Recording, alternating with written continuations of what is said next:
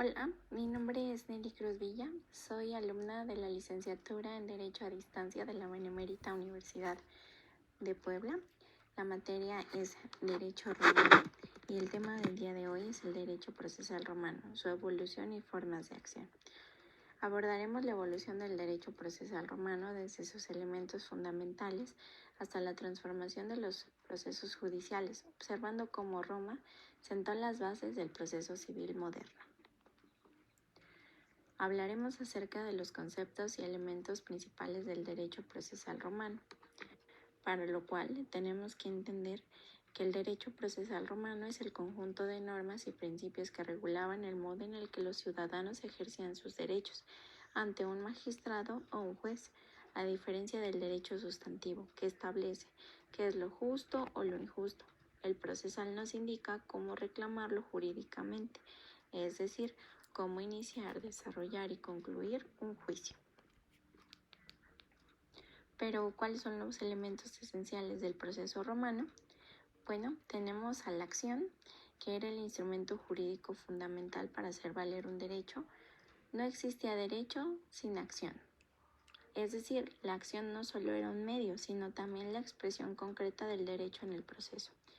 Las partes, el actor, el personaje demandante, quien iniciaba el proceso, y el demandado, o también conocido como reus, quien se defiende ante la pretensión. Ambos debían ser ciudadanos romanos y tener una capacidad procesal. El magistrado era un funcionario público que dirigía la primera fase del juicio, llamada in iure. Su función era autorizar el litigio, seleccionar la fórmula y nombrar a un juez. El juez era un ciudadano privado designado por el magistrado para resolver el caso en la segunda fase, apud iudicem, emitiendo la sentencia con base en los hechos y pruebas presentadas. Existían normas procesales y formas, pues el proceso no era único, sino que evolucionó, primero con las legis actiones, acciones de ley altamente formales, luego con el proceso formulario, más flexible, y finalmente con el proceso extraordinario, más centralizado y escrito. El derecho procesal romano nos muestra cómo Roma construyó una estructura jurídica que no solo resolvía conflictos, sino que también fortalecía el poder político y la estabilidad social. Sus elementos perdurarán en parte en muchos sistemas jurídicos actuales. El proceso formulario, concepto, características, etapa y desarrollo. El proceso formulario surge en el periodo preclásico, por ahí del siglo II a.C., como sustituto del proceso de acciones de ley. Se basa en una fórmula escrita que el magistrado otorga al actor y que estructura el litigio. Tiene características como mayor flexibilidad ante el sistema de acciones de ley. Se divide, como ya lo mencionábamos, en dos fases, in iure y apud iudicem. Existencia de fórmulas pretorias adaptadas a las necesidades sociales y el formalismo moderado y adaptación a la práctica del derecho. Las etapas. La primera, in iure, donde el actor solicita al magistrado el derecho de accionar y se redacta la fórmula autorizada por el pretor, donde se presenta el conflicto, se otorga una fórmula y se nombra a un juez. La segunda fase, apud iudicem, es donde el juez resuelve según la fórmula previamente establecida, se desarrolla el juicio, se aportan pruebas y se da una sentencia. La fórmula también tenía partes, como el intentio, que es la pretensión del actor, demonstratio, los hechos, condemnatio, la facultad de condenar o absolver, y el exceptio, defensas del demandado. Proceso extraordinario.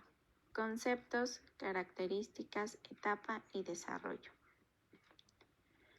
El sistema procesal instaurado en el imperio en el siglo III después de Cristo es en el que un magistrado asumía el rol completo del proceso, eliminando la dualidad de fases. ¿Qué características tiene?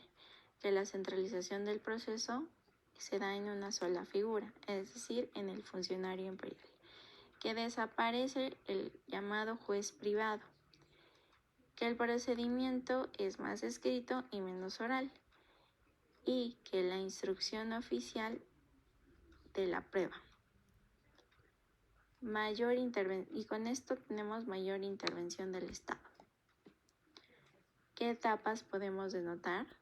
La presentación de una demanda ante un funcionario judicial imperial, la notificación y contestación por escrito, las audiencias orales y exámenes de pruebas, y la sentencia con posibilidad de apelación ante instancias superiores.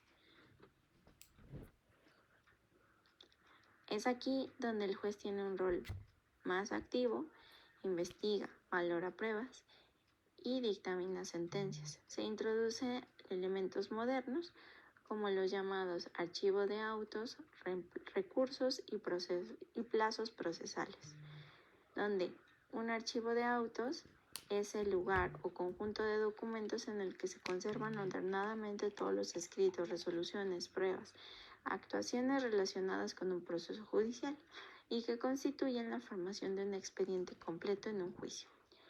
Los recursos procesales son aquellos mecanismos legales que permiten impugnar una resolución judicial con el fin de que sea revisada, modificada o revocada por el organismo o por uno superior.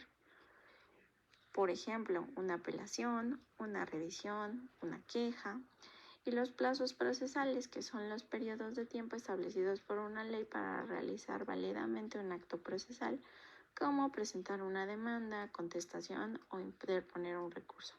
Su cumplimiento no es obligatorio su cumplimiento es obligatorio y suele ser muchas veces fatal, es decir, si no se respeta, se perdería el derecho a actuar.